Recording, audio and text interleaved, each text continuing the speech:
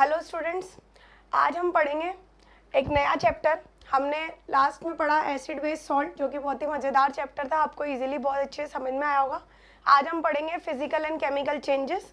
ठीक है, अब इस चैप्टर में हम किसके बारे में पढ़ेंगे? चेंजेस के बारे में। जैसे आपने सुना होगा चेंजेस बहुत तरह के होते हैं, पीरियोडिक हो सकते हैं, नॉन पीरियोडिक हो सकते हैं, रिवर्सिबल हो सकते हैं, इरिवर्सिबल हो सकते हैं।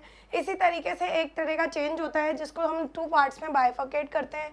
कौन कौन सा? एक तो फिजिकल चेंज और एक केमिकल चेंज। अगर अपन बात करें बच्चों चेंज की, तो चेंज होता क्या है? What is a change? Change का मतलब होता है बदलना। ठीक है, चेंज का मतलब क्या होता है बच्चों? बदलना। इसका मतलब अगर अपन बात करें टू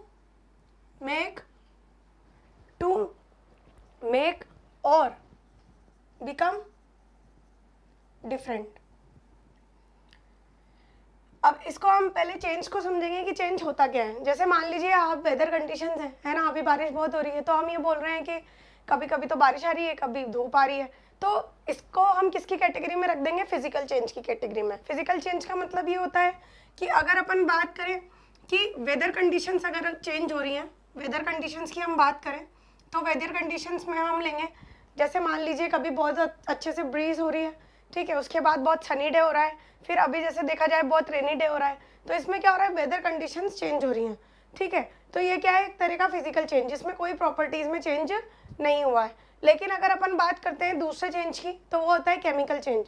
केमिकल चेंज का मतलब होता है कि अगर फिजिकल प्रॉपर्टीज़ में प्लस केमिकल प्रॉपर्टीज़ में दोनों में ही चेंज हो रहा है, तो उसको हम बोल देंगे केमिकल चेंज। जैसे मान लीजिए किसी भी तरह का केमिकल चेंज, नॉर्मल से एग्जाम्पल हम लेते हैं, डाइजेशन ऑफ फूड या cooking of food, baking of a cake. ठीक है, इस टाइप से क्या होगा? Chemical change. अब सबसे पहले हम देखते हैं कि इसको बाइफरकेट करके हम 2 कैटेगरी में डिवाइड करेंगे। सबसे पहले आता है क्या? Physical change. और सेकंड क्या आता है? Chemical change.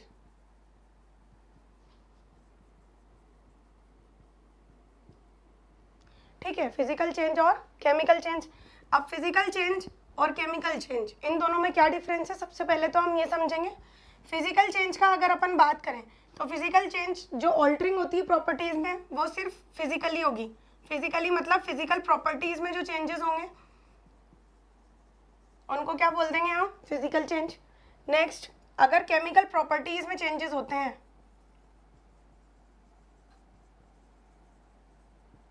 तो उनको क्या बोल देंगे हम? Chemical change. आई बात समझ में? अब फिजिकल प्रॉपर्टीज की अगर अपन बात करें तो फिजिकल प्रॉपर्टी क्या हो सकती है? Change in colour, change in texture, ठीक है, change in colour, change in texture, change in temperature, change in pressure. ठीक है, colour, temperature, pressure, state. State का मतलब होता है जैसे सॉलिड है, सॉलिड को हम लिक्विड में भी कन्वर्ट कर सकते हैं और लिक्विड को हम गैस में भी कन्वर्ट कर सकते हैं, लेकिन ये रिवर्सिबल प्रोसेस है। रिवर्सिबल प्रोसेस कैसे है बच्चों? जैसे अगर अपन बात करें सॉलिड की, तो सॉलिड को हम लिक्विड में कन्वर्ट कर सकते हैं। सॉलिड को हम लिक्विड में कैसे कन्वर्ट करेंगे? By heating process. ठीक है, हीटिंग प्रोसेस मतलब absorption of heat, endothermic process. ठीक है, अब लिक्विड को हम गैस में कैसे कन्वर्ट करेंगे? अगेन हीटिंग प्रोसेस, लिक्विड को हम हीट करेंगे, क्या बन जाएगा बच्चों? गैस। आई बात समझ में? तो ये भी क्या हुआ? Endothermic process. लेकिन जब हीट एनर्जी जो है इवॉल्व होगी, ठीक है, तो ये क्या कहलाएगा? Exothermic process. तो गैस से लिक्विड बन सकता है और लिक्विड से सॉलिड बन सकता है, गैस से लिक्विड, लिक्विड से सॉलिड। ये सारे प्रोसीजर्स जो होते हैं ये बच्चों किसकी कैटेगरी में आते हैं? रिवर्सिबल की कैटेगरी में आते हैं। रिवर्सिबल मतलब they can be reversed by change in the pressure, temperature और mean altering the physical properties of a matter. तो हम ये कह सकते हैं कि अगर सिर्फ फिजिकल प्रॉपर्टीज में कोई चेंज आ रहा है तो उसको हम क्या बोल देंगे बच्चों? Physical change. ठीक है, इसका बहुत अच्छा एग्जाम्पल, सबसे सीधा एग्जाम्पल है turning of ice into water. अब देखो बच्चों, यहाँ पर मान लीजिए मैंने एक आइस क्यूब लिया, या बाउल में मैंने एक आइस क्यूब लिया। अब इस आइस को मैंने क्या किया? हीट किया। हीट भी नहीं करूँगी तो ये रूम टेम्परेचर पे आने के बाद अपने आप लिक्विड में कन्वर्ट हो जाएगा। और ऐसा क्यों होगा? क्योंकि इसकी जो इनिशियल स्टेट थी वो थी लिक्विड, आपने उसको रेफ्रिजरेटर में रख कर आइस में कन्वर्ट किया है। ठीक है, तो आइस को अगर हम हीट कर देंगे तो वो किस में कन्वर्ट हो जाएगा? वाटर में कन्वर्ट हो जाएगा। लेकिन वापस से अगर हम इसको फ्रीज कर देंगे तो ये किस में कन्वर्ट हो जाएगा, आइस में कन्वर्ट हो जाएगा। तो आप ये जो एरोज देख रहे हैं, इस तरह के एरोज को अगर हम इस तरीके से भी रिप्रेजेंट करें तो ये भी बिल्कुल करेक्ट रिप्रेजेंटेशन है। ये जो साइन होता है ये किसका साइन होता है बच्चों, रिवर्सिबिलिटी का साइन होता है। किसका होता है, रिवर्सिबिलिटी का। तो इसका मतलब ये है कि आप आइस से वाटर में कन्वर्जन कर सकते हो और वाटर से किस में कन्वर्जन कर सकते हो, आइस में। तो आपने सिर्फ टेम्परेचर को चेंज करने की वजह से इन दोनों को कन्वर्ट कर दिया। तो इस तरह का चेंज जो होगा वो क्या कहलाएगा, फिजिकल चेंज। अब अगर अपन बात करें केमिकल चेंज की, तो केमिकल चेंज में केमिकल प्रॉपर्टीज का ऑल्टरेशन हो जाता है। जैसे मान लीजिए हमने लास्ट चैप्टर में पढ़ा था न्यूट्रलाइजेशन रिएक्शन, हम उसी का एग्जाम्पल ले लेते हैं। बहुत ही अच्छा एग्जाम्पल है और आपने पढ़ा हुआ है तो आपको इजीली समझ में भी आ जाएगा। मान लीजिए आपने एक उठाया एसिड और दूसरा लिया बेस, दोनों को कंबाइन किया, क्या बन गया आपके पास, सॉल्ट एंड वाटर। अब अगर अपन बात करें, यहाँ पर लेते हैं हम HCl और यहाँ पर लेते हैं हम NaOH। अगर इन दोनों का हम केमिकल रिएक्शन देखेंगे तो क्या बन जाएगा, NaCl प्लस वाटर। क्या मैं वापस सॉल्ट से एसिड और बेस ऑब्टेन कर सकती हूँ, नहीं। क्यों, क्योंकि ये क्या है, एक इरिवर्सिबल प्रोसेस। तो अगर अपन बात करें केमिकल चेंजेस की तो हम ये बता सकते हैं कि ये जो चेंजेस होंगे ये किस तरह के होंगे, इरिवर्सिबल चेंजेस। आई बात समझ में। और यहाँ पे अगर अपन बात करें तो ये किस टाइप के चेंजेस होंगे, रिवर्सिबल चेंजेस। आई बात समझ में। तो आपने इस चीज़ में ये समझा कि इन दोनों में कितना ज़्यादा डिफरेंस है। इसमें सिर्फ फिजिकल प्रॉपर्टीज़ का ऑल्ट्रेशन हो रहा है और इसमें केमिकल प्रॉपर्टीज़ का ऑल्ट्रेशन हो रहा है। नेक्स्ट अगर अपन बात करें तो ये सिर्फ फिजिकल प्रॉपर्टी जैसे state, texture, colour, temperature, pressure पर डिपेंड करेगा। और अगर केमिकल की बात करें तो ये जो है ये सारी फिजिकल छोड़कर केमिकल की जो प्रॉपर्टीज़ होती है उन पर डिपेंड करेगा। जैसे प्रोडक्ट्स को अगर आप प्रोडक्ट्स बना रहे हैं, रिएक्टेंट्स को कंबाइन करवा के, तो वो जो प्रोडक्ट्स बनेंगे उनसे दोबारा आप रिएक्टेंट ऑब्टेन नहीं कर सकते। तो इस तरह के जो इरिवर्सिबल चेंजेस होते हैं, मान लीजिए एक वुड है, वुड का पीस है, आपने उसको बर्न कर दिया। अब बर्न करने के बाद आपने देखा कि वो किस में कन्वर्ट हो गया, कोल में कन्वर्ट हो गया, ठीक है ना, कोयला बन गया उसका। तो क्या आप उससे दोबारा से वुड को ऑब्टेन कर सकते हो, नहीं, ठीक है। तो इस तरह के चेंजेस को हम क्या बोलते हैं, इरिवर्सिबल चेंजेस। मान लीजिए एक पेपर है, पेपर को आपने लिया और पेपर को टीयर कर दिया। अब मैं आपसे एक क्वेश्चन पूछती हूँ इस तरीके से, जैसे मान लीजिए यहाँ पर एक पेपर है, ठीक है।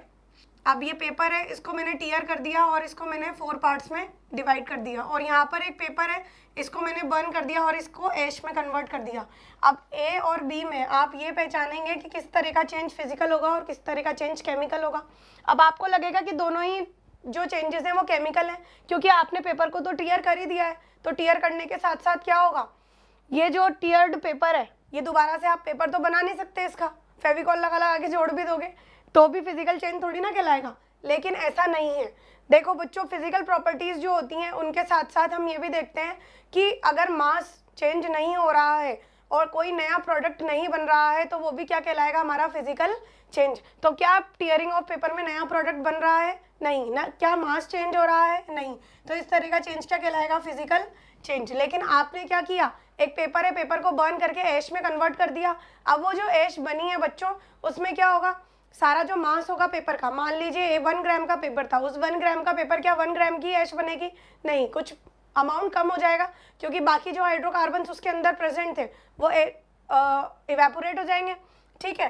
तो इस तरह का चेंज क्या कहलाएगा, केमिकल चेंज। क्योंकि इसमें क्या हुआ है बच्चों, फिजिकल प्रॉपर्टीज की बजाय chemical properties of a paper change हो गई है। इसमें हमने फिजिकल प्रॉपर्टीज के साथ कोई खिलवाड़ नहीं किया है। आई बात समझ में। तो सबसे पहले चलते हैं हम फिजिकल चेंज पे और सबसे पहले हम पढ़ेंगे इसकी प्रॉपर्टीज के बारे में कि क्या क्या इसके अंदर चेंज हो सकता है और क्या चेंज नहीं हो सकता है। तो सबसे पहले आप लिखें फिजिकल चेंज।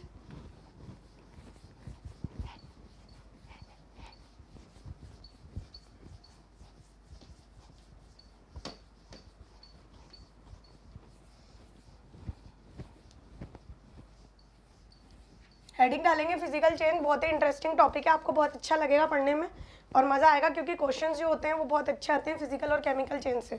एसिड बेस और सॉल्ट और केमिकल और फिजिकल चेंजेस के कंबाइंड क्वेश्चंस भी कई बार NSO एग्जाम में पूछे गए हैं, जो हम लास्ट में डिस्कस करेंगे, ठीक है। तो सबसे पहले हम यहाँ पर लिखें फिजिकल चेंज क्या होता है बच्चों।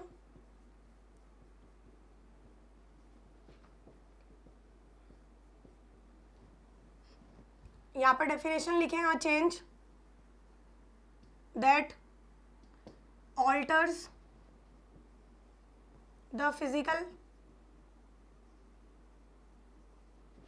properties of matter like state, texture,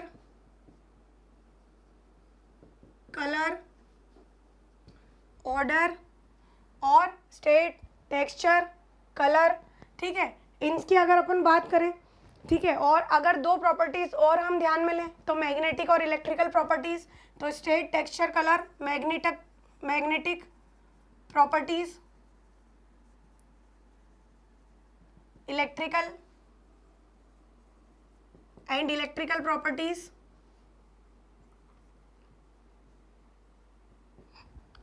is known as physical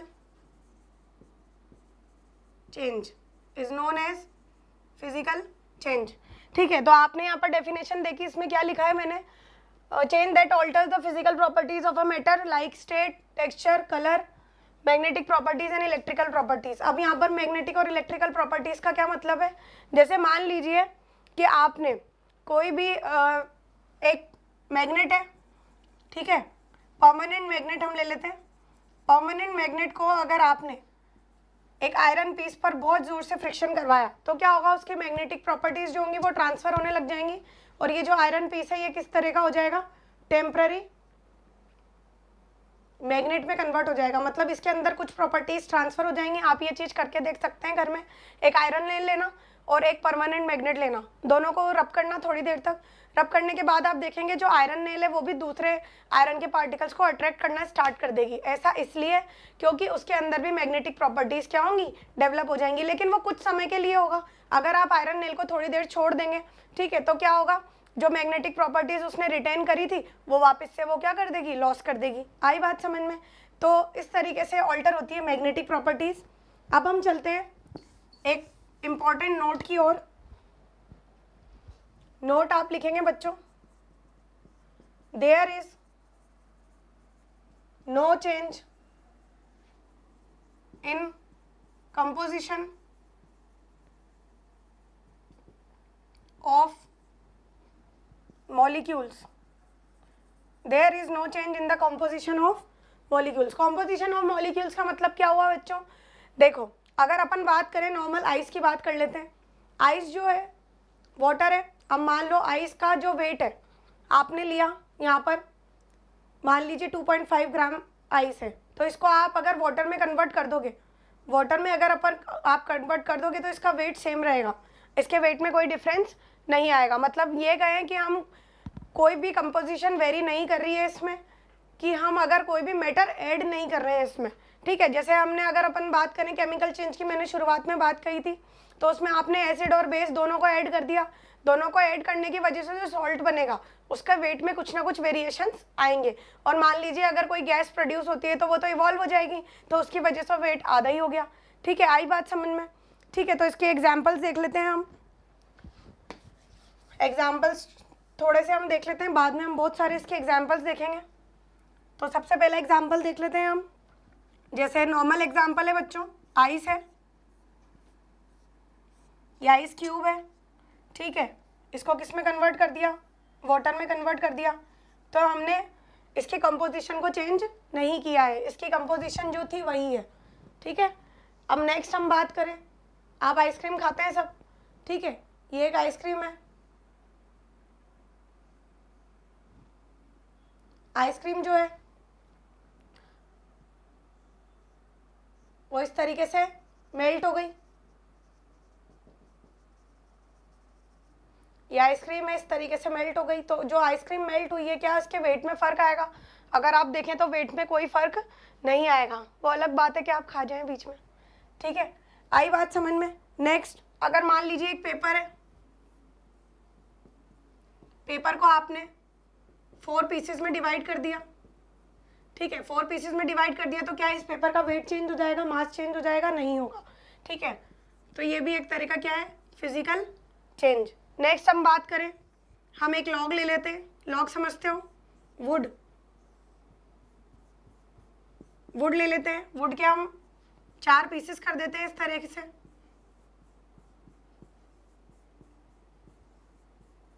तो 4 पीसेस करने के बाद अगर हम इस वुड का वेट लें और इन 4 पीसेस का वेट लें तो वेट क्या आएगा बच्चों, सेम आएगा। तो इसका मतलब हम ये कह रहे हैं कि सिर्फ हमने फिजिकल प्रॉपर्टीज़ में ऑल्ट्रेशन की है, ना कि हमने केमिकल प्रॉपर्टीज़ में कोई चेंजेस किए हैं।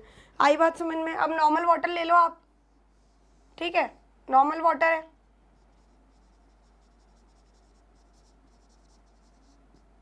इसको आपने इवेपोरेट करवा दिया।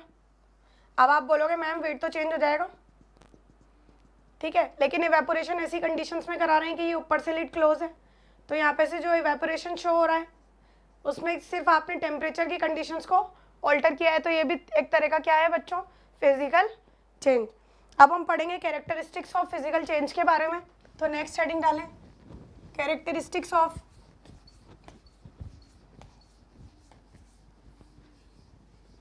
Physical change. अब इसमें बहुत सारे जो कैरेक्टरिस्टिक्स हैं वो आपको देखना है, ऐसा नहीं है क्वेश्चन आपने देखा और आपको लगा कि एक ही प्रॉपर्टी के बेसिस पे आपको सारा टिक लगाना है, ठीक है।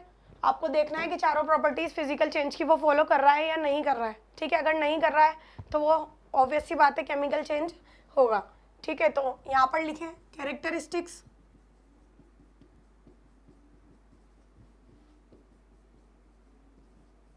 Of physical change. Characteristics of physical change. अब कैरेक्टरिस्टिक्स ऑफ फिजिकल चेंज में भी हम 4 पॉइंट्स पढ़ेंगे जो कि बहुत इंपॉर्टेंट है और आपको याद रखने हैं। जब भी आप क्वेश्चन अटेम्प्ट करें तो आप इन 4 पॉइंट्स को याद रखें, क्योंकि ऐसा ना हो कि सिर्फ आप एक पॉइंट को देखकर ही आंसर लगा दें, क्योंकि इसमें बहुत सारी ऐसी चीज़ें हैं जो आपको लगेगा कि होनी चाहिए बट होती नहीं है, ठीक है। तो सबसे पहली प्रॉपर्टी हम बात करें तो सबसे पहली प्रॉपर्टी, नो न्यू और different product is formed. No new और डिफरेंट प्रोडक्ट इज फॉर्म्ड। सबसे पहले हमने एग्जाम्पल लिया किसका, पेपर का, और पेपर को हमने टीयर किया, क्या नया प्रोडक्ट बना क्या, नो। यहाँ पर क्या नया प्रोडक्ट बना, नो। यहाँ पर क्या नया प्रोडक्ट बना, नो। तो हम ये चीज़ देख रहे हैं कि अगर हम कोई भी फिजिकल प्रॉपर्टी में ऑल्ट्रेशन कर रहे हैं तो कोई नया प्रोडक्ट फॉर्म नहीं होगा। दूसरा point, the change is temporary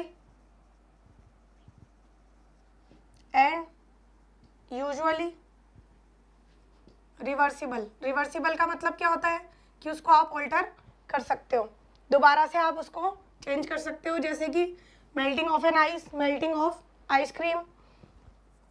third point, there is no net gain और loss of energy.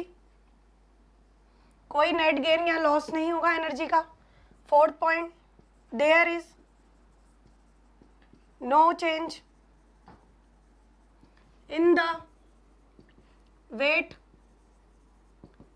Of the substance. There is no change in the weight of the substance, ठीक है। अब 4 प्रॉपर्टीज हमने देखी, 4 characteristics हैं फिजिकल चेंजेस के। अब ये कैसे, किस तरीके से ऑल्टर होते हैं, किस तरीके से अप्लाई होते हैं, इस चीज़ को हम देखेंगे एक एक समझ के, ठीक है। तो सबसे पहले हम देखते हैं नो न्यू और डिफरेंट सब्सटेंसेस फॉर्म्ड। बहुत ही ईजी है, मैंने शुरुआत में आपको आते ही सबसे पहले यही समझाया कि कोई नया प्रोडक्ट नहीं बनता है फिजिकल चेंज के बाद। आपने देखा केमिकल चेंज में हम एसिड और बेस ले रहे थे तो क्या बना रहे थे, सॉल्ट और वाटर। तो सॉल्ट और वाटर तो बच्चों नए प्रोडक्ट हुए ना, लेकिन आपने एक पेपर है, पेपर को टीयर किया, तो पेपर को टीयर करने के बाद कोई नया प्रोडक्ट बन रहा है क्या, नहीं बन रहा है। इसका मतलब क्या होगा, वो एक तरह का फिजिकल चेंज। अब ये वाला एक्सपेरिमेंट मैं आपको ऐसे करके भी बता देती हूँ। देखो, अगर मान लीजिए ये एक पेपर है, ठीक है, ये एक नॉर्मल पेपर है, ठीक है। अब ये नॉर्मल पेपर को मैं टीयर कर देती हूँ। अब मान लीजिए इसका मैंने वेट मेजर किया और इसका वेट था 1 ग्राम, ठीक है, 1 ग्राम मान लीजिए, आप अज्यूम कर रहे हैं। हम इस पेपर को मैं इस तरीके से टीयर कर देती हूँ, ठीक है। अब इस पेपर के मैं और 4 पीसेस कर देती हूँ, उसके बाद इसके और ज़्यादा 4 पीसेस में इसको डिवाइड कर देती हूँ, ठीक है, उसके बाद एक बार और हम टीयर करेंगे और इस तरीके से हम देखेंगे ये पेपर पूरी तरीके से टीयर हो चुका है। अब ये जो पूरा पेपर था इसका अज्यूम किया था हमने, वेट कितना था बच्चों 1 ग्राम। तो क्या इन सारे पेपर पीसेस का वेट भी क्या होगा 1 ग्राम। अगर मान लो और ज़्यादा हम इसको टीयर कर दें, नेक्स्ट पीसेस में हम इसको ब्रेक कर दें, मान लीजिए इस तरीके से हमने इसको टीयर किया, अब हमारे पास इस तरीके से पूरा एक बंडल, एक हीप तैयार हो गया है टीयर्ड पेपर्स का। अब अगर इसका हम वेट मेजर करेंगे तो क्या होगा, ऑल्टर होगा क्या, वेट नहीं होगा। अगर हम इस पूरे बंडल का वेट भी मेजर करेंगे तो कितना आएगा बच्चों, 1 ग्राम ही आएगा। तो आप ये कह सकते हैं कि एक तो नया सब्सटेंस फॉर्म नहीं हुआ, दूसरा point no change, the change is temporary and usually reversible, हम इसको रिवर्स भी कर सकते हैं। Third, there is no net gain और लॉस ऑफ एनर्जी, क्या गेन ऑफ एनर्जी या लॉस ऑफ एनर्जी हुआ क्या, नहीं। Next, there is no change in the weight of the substance, क्या वेट में चेंज हुआ सब्सटेंस का, नहीं। तो ये बहुत ही अच्छा एग्जाम्पल था और एग्जाम्पल्स हम देखेंगे इसमें। तो सबसे पहले हम चलते हैं नो न्यू और डिफरेंट प्रोडक्ट इज फॉर्म की तरफ। तो सबसे पहला नो न्यू और different product is formed, no new और डिफरेंट प्रोडक्ट इज फॉर्म्ड। आई बात समझ में। अब इसमें सबसे पहले आप लिखेंगे कि जो कॉम्पोजिशन है मॉलिक्यूल्स की वो चेंज नहीं होगी। तो इसमें लिखो composition of the molecules, composition of the molecules, composition of the molecules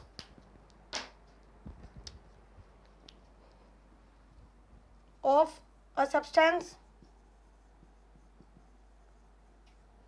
remains unaltered। unaltered का मतलब क्या है कि कोई भी चेंज नहीं हुआ है। अब इसको एक बहुत अच्छे तरीके से समझेंगे। आपने जनरल केमिस्ट्री पढ़ी हुई है तो आपको आइडिया होगा कि किस तरीके से हम मॉलिक्यूलर मास निकालते हैं किसी भी चीज़ का, ठीक है। तो हम मॉलिक्यूलर मास से इसको समझ ले, ज़्यादा बेहतर है, ठीक है। तो हम ले लेते हैं छोटा सा एग्जांपल आइस का।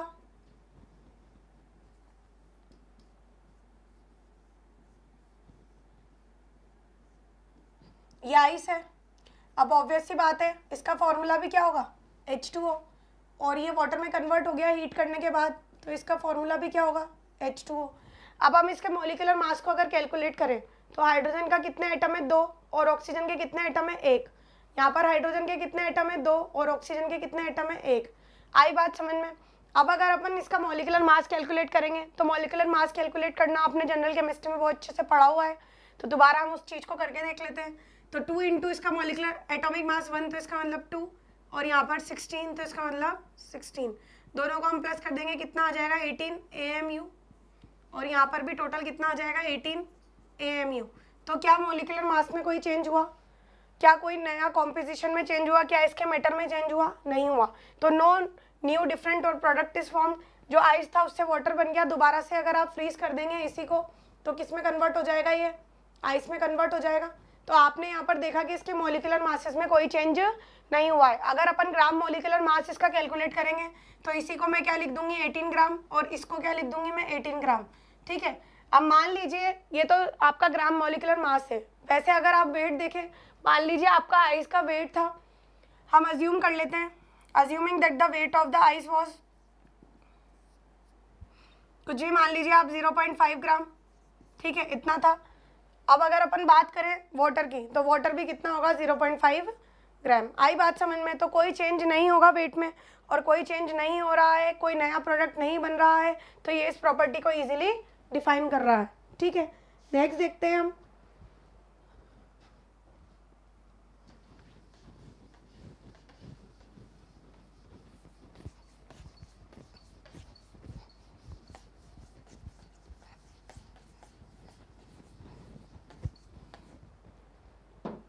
Next the change is temporary and reversible.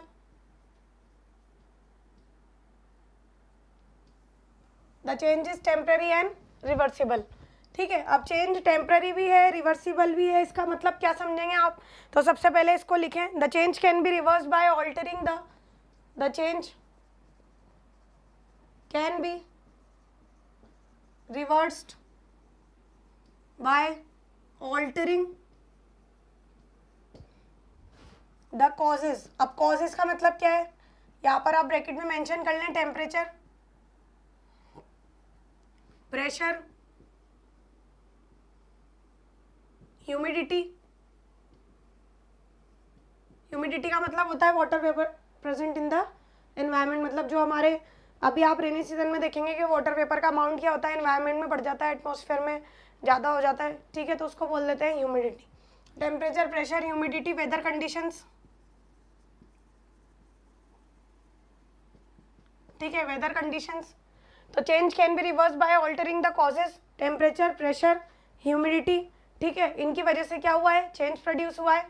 तो यहाँ पे लिख दें दैट प्रोड्यूसेस द चेंज। तो सबसे पहले तो आप टेम्पररी का मतलब लिखें। टेम्पररी का मतलब होता है जो कि परमानेंट नहीं होगा, नॉट परमानेंट, ठीक है। दूसरा आता है रिवर्सिबल। रिवर्सिबल का मतलब क्या होता है, जिसे बदला जा सके, ठीक है, इसको इसी तरीके से मेंशन करें ताकि आप कभी भी रिवर्सिबल और इरिवर्सिबल में कंफ्यूज नहीं होंगे, ठीक है। अब देखो टेम्पररी है, नॉट परमानेंट। अब मैंने तुम्हें एक एग्जांपल दिया था, बहुत ही अच्छा एग्जांपल मैग्नेट का। तो जैसे मान लीजिए यहाँ पे परमानेंट मैग्नेट है, यहाँ पे हम परमानेंट मैग्नेट ले लेते हैं बच्चों। ये बार मैग्नेट है, तुमने पढ़ा होगा फिजिक्स में, बहुत अच्छे से पढ़ाते हैं, ठीक है। बार मैग्नेट को क्या किया तुमने, एक आयरन नेल ले लेते हैं हम। आयरन नेल को पे क्या किया तुमने, रब किया इसको। अब रब करने के बाद क्या होगा, फ्रिक्शन प्रोड्यूस होगा, उससे क्या होगा, इसकी मैग्नेटिक प्रॉपर्टीज क्या होंगी, ट्रांसफर होने लग जाएंगी। तो इसमें क्या होगा, आयरन नेल जो है ये एज अ टेम्पररी मैग्नेट की तरह काम करेगा। क्या करेगा, ये टेम्पररी मैग्नेट बन जाएगा। लेकिन कुछ समय बाद ही इसकी प्रॉपर्टीज लूज हो जाएंगी और ये दोबारा से अपनी कंडीशन में आने के बाद आयरन नेल में कन्वर्ट हो जाएगा। तो ये क्या है, एक रिवर्सिबल प्रोसेस भी है और ये एक टेम्पररी प्रोसेस भी है, ठीक है। आई बात समझ में। एक एग्जांपल और ले लेते हैं इसमें।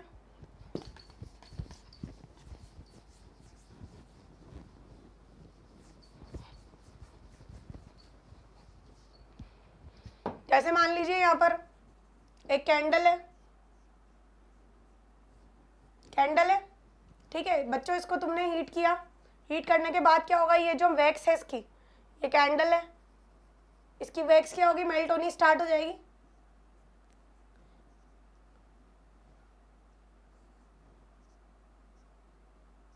Melting of wax. लेकिन दोबारा से इसको आप रिवर्स कर सकते हो, कैसे, अगर आप इसको फ्रीज कर दोगे या पूरी जो वैक्स है आपकी उसको आप मेल्ट कर लो, उसके बाद आप दोबारा से इसको फ्रीज कर दोगे तो ये किस कंडीशन में आ जाएगी, दोबारा से कैंडल की कंडीशन में आ जाएगी।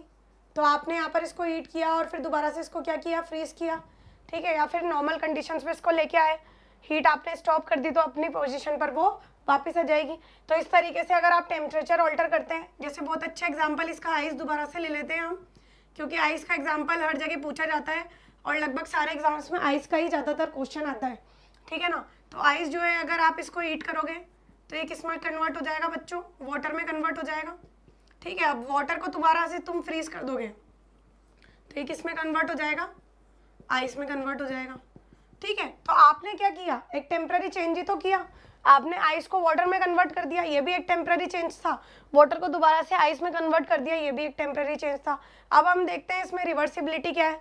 रिवर्सिबिलिटी है कि आपने इस आइस को वाटर में चेंज करा और वाटर को दोबारा से आइस में चेंज कर दिया, तो ये क्या हुआ, एक रिवर्सिबिलिटी। तो रिवर्सिबिलिटी के साइन को अब इस तरीके से भी रिप्रेजेंट करते हैं। तो कई जगह आपको क्वेश्चंस में इस तरीके से ये साइन देखने को मिलेगा, तो आप ये पहचान जाएं कि ये एक रिवर्सिबिलिटी का साइन है। इसका मतलब डेफिनेटली और श्योर ये कौन सा टाइप का चेंज है, फिजिकल चेंज। नेक्स्ट चलते हैं बच्चों हम थर्ड प्रॉपर्टी की और। थर्ड है नो नेट गेन और लॉस ऑफ एनर्जी। ये अच्छे से समझें, एक्चुअली इसको समझने में बच्चों को बहुत टाइम लगता है और कई बार क्वेश्चंस में बच्चे गड़बड़ी भी कर जाते हैं, तो आप इसको अच्छे से समझ लें ताकि आपको कभी भी फ्यूचर में प्रॉब्लम ना आए, ठीक है। तो यहाँ पर लिखें third property, there is no net gain और loss of energy, no net gain और लॉस ऑफ एनर्जी। अब नो नेट गेन और लॉस ऑफ एनर्जी का मतलब क्या होता है, जितनी एनर्जी एब्जॉर्ब हो रही है उतनी ही एनर्जी क्या हो रही है, इवॉल्व हो रही है। तो दोनों का बैलेंस क्या होगा, बराबर होगा। इसका मतलब वो किस में होंगी, इक्विलिब्रियम में। और जब इक्विलिब्रियम कंडीशंस मेंटेन हो जाएंगी तो नेट गेन एनर्जी जो होगी वो क्या होगी, जीरो। इसको अच्छे से समझते हैं हम। तो यहाँ पर सबसे पहले आप लिखें amount of energy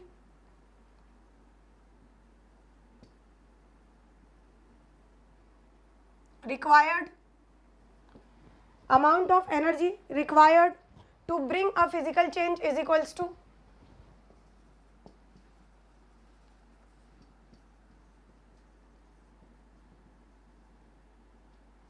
physical change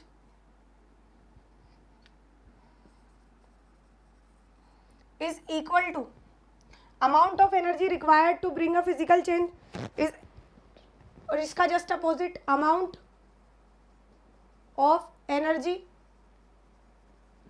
required to reverse the physical change. मतलब आप फिजिकल चेंज को बनाने के लिए और फिजिकल चेंज को ऑल्टर करने के लिए जो एनर्जी प्रोवाइड करा रहे हैं वो दोनों क्या होनी चाहिए, बराबर होनी चाहिए। और इनका जो नेट गेन और लॉस होगा वो क्या होगा, जीरो। इसका मतलब आप इस तरीके से लिख सकते हैं कि energy is equal to energy absorbed, और ये हमेशा ऐसा ही होगा, कभी भी आपको ये देखने को नहीं मिलेगा कि इसमें कोई वैल्यू आई है या चेंजेस हुए। तो एनर्जी रिलीज्ड, ठीक है। अब आप बात करें एनर्जी एब्जॉर्ब, तो मैंने आपको एसिड बेसिस सॉल्ट में न्यूट्रलाइजेशन में पढ़ाया था, जो अमाउंट ऑफ एनर्जी इवॉल्व होती है, इवॉल्व को बोल देते हैं हम एनर्जी रिलीज। तो उसको क्या बोल देते हैं हम, कौन सा प्रोसेस होता है बच्चों, एक्सोथर्मिक प्रोसेस। और एनर्जी एब्जॉर्ब तो क्या होगा, एंडोथर्मिक प्रोसेस। एंडोथर्मिक का मतलब होता है अगर किसी भी प्रोसेस को कंप्लीट करने के लिए आप अमाउंट ऑफ एनर्जी सप्लाई कर रहे हो और वो उतनी ही एनर्जी को एब्जॉर्ब कर रहा है उस प्रोसेस में। मैंने आपको उस दिन एग्जांपल भी दिया था फोटोसिंथेसिस का। तो फोटोसिंथेसिस में क्या होता है, एनर्जी का एब्जॉर्प्शन, ठीक है। और जैसे हम रेस्पिरेशन करते हैं तो उसमें क्या होता है, एनर्जी का इवोल्यूशन। आई बात समझ में। तो amount of energy absorb minus amount of energy release, तो आप यहाँ लिख सकते हैं नेट एनर्जी। नेट जो एनर्जी आएगी वो कितनी आएगी, जीरो। तो ये कैसे हुआ, इसको हम बहुत अच्छे एग्जाम्पल से समझेंगे।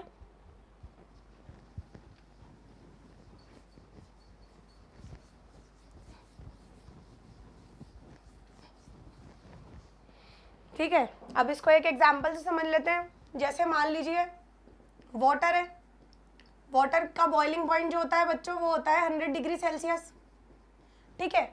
और क्या कहें 373 केल्विन।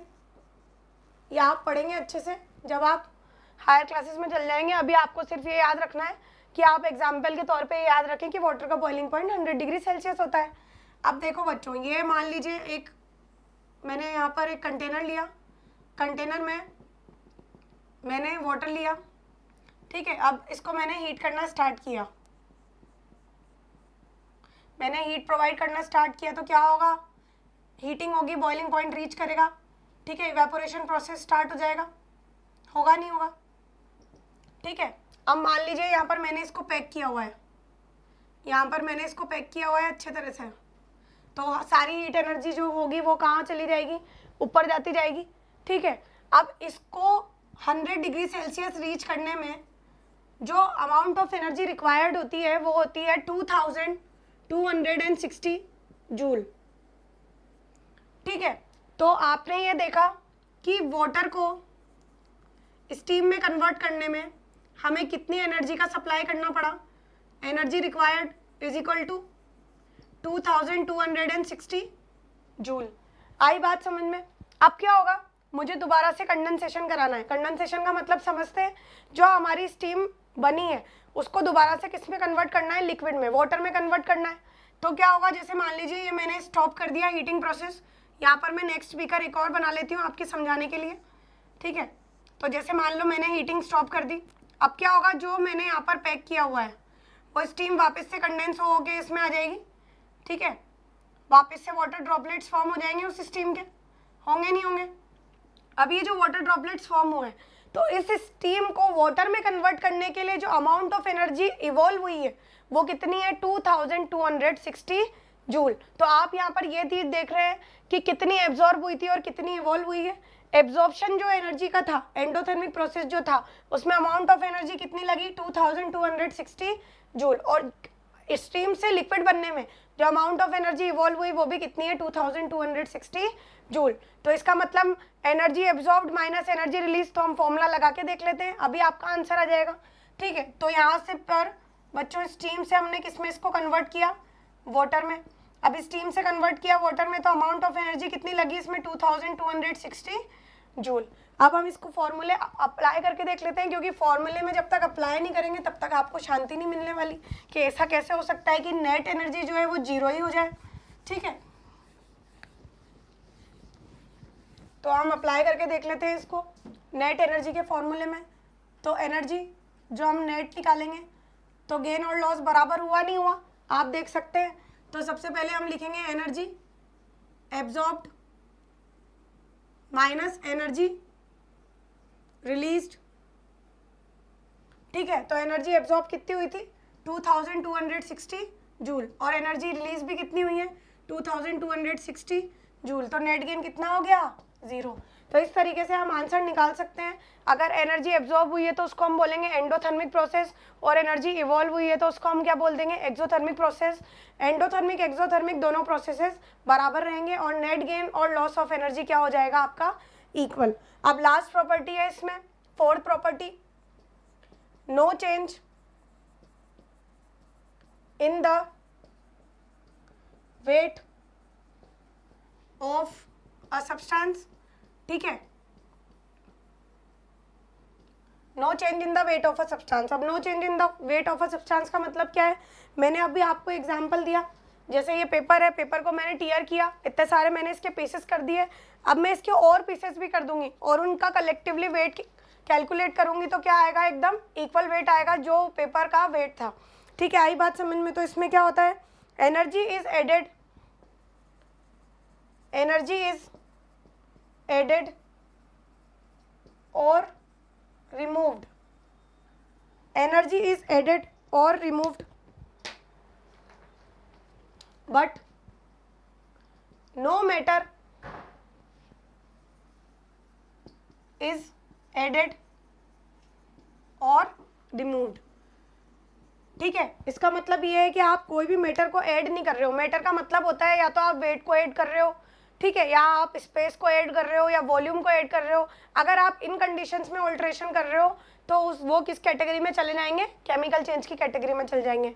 ठीक है, आई बात समझ में। अब इसका एक छोटा सा एग्जांपल देख लेते हैं हम।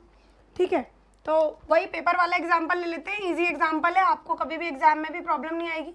ठीक है, ये एक पेपर है, पेपर का वेट 1 ग्राम मान लीजिए। ठीक है, अब इसका आपने क्या कर दिया, इसका टीयरिंग कर दिया। टीयरिंग करने के बाद इसको छोटे छोटे पीसेस में कन्वर्ट कर दिया। ठीक है, अब इन पीसेस का कलेक्टिवली वेट अगर आप देखेंगे तो क्या आ जाएगा आपके पास, 1 ग्राम। तो ना हमने इसमें कोई मैटर ऐड किया है, ठीक है, और इसकी जो एनर्जी है ना तो ऐड हुई है ना रिमूव हुई है। ठीक है, तो नेट गेन और लॉस ऑफ एनर्जी क्या हो जाएगा, 0 हो जाएगा। तो हमने थर्ड में ये चीज़ पढ़ी थी और फोर्थ में भी सेम चीज़ हमने समझी। आई बात समझ में। तो लास्टली हम देख लेते हैं एग्जाम्पल्स ऑफ फिजिकल चेंजेस। ठीक है, तो यहाँ से हम स्टार्ट करेंगे लिखना। आप इसको अच्छे से नोट कर लें क्योंकि एग्जाम में इस तरह के क्वेश्चंस कई बार पूछे जाते हैं। तो डायरेक्ट क्वेश्चन अगर आपसे पूछा गया है melting of ice, melting of wax is a type of which change, तो आपको इतना इजीली पहचान में आ जाएगा कि किस तरह का चेंज है। तो सबसे पहले लिखें examples of physical changes. Example of physical changes यहाँ पर लिखें। सबसे पहला फॉर्मेशन ऑफ ड्यू। ड्यू का फॉर्मेशन, ड्यू समझते हो क्या होता है, जो ओस की बूंदें होती है उनको हम ड्यू बोलते हैं। जैसे आप देखोगे ठंड के टाइम पे क्या होता है, हमारे जो कार के ग्लासेस होते हैं उन पर भी स्मॉल स्मॉल वाटर ड्रॉपलेट्स आ जाते हैं। जो लीव्स होती हैं उन पर भी स्मॉल स्मॉल वाटर ड्रॉपलेट्स आ जाते हैं। तो वो इस वजह से आते हैं, वेदर कंडीशंस की वजह से। तो फॉर्मेशन ऑफ ड्यू भी क्या होता है, physical change.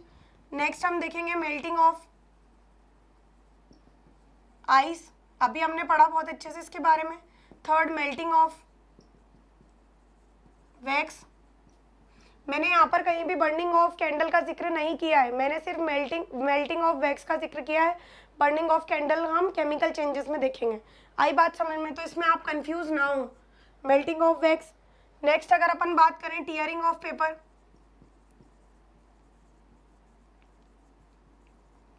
Fifth cutting of wood, sixth crystallization of sugar, seventh switching on and off tubelights. तो ट्यूबलाइट को अगर आप बंद चालू कर रहे हैं बार बार, तो इसका मतलब ये भी किस तरह का चेंज होगा, फिजिकल चेंज, क्योंकि इसमें आप कोई ऑल्ट्रेशन नहीं कर रहे हैं प्रॉपर्टीज का, ठीक है। Bending of glass tube upon heating, bending of glass tube upon heating. 9th number पे सब्लिमेशन। सब्लिमेशन प्रोसेस भी रिवर्सिबल प्रोसेस है, ध्यान रखें इसको।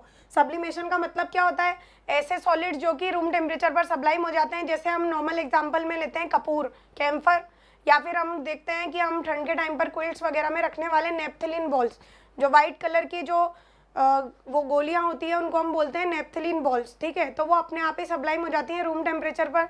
तो सब्लिमेशन ऑफ कैम्फर, ये भी सब क्या है, रिवर्सिबल चेंजेस हैं। और naphthalene balls, sublimation of camphor और नेप्थलीन बॉल्स, ठीक है। और लास्ट लिखते हैं अपन आपका favourite example, melting of an ice cream,